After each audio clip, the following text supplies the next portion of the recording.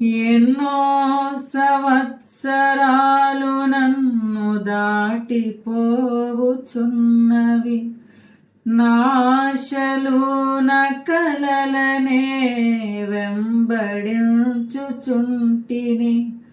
ఫలాలు లేని వృక్షము వలె ఎదిగిపోతిని, ఏనాడు కూలిపోదును ఎరుగకుంటిని.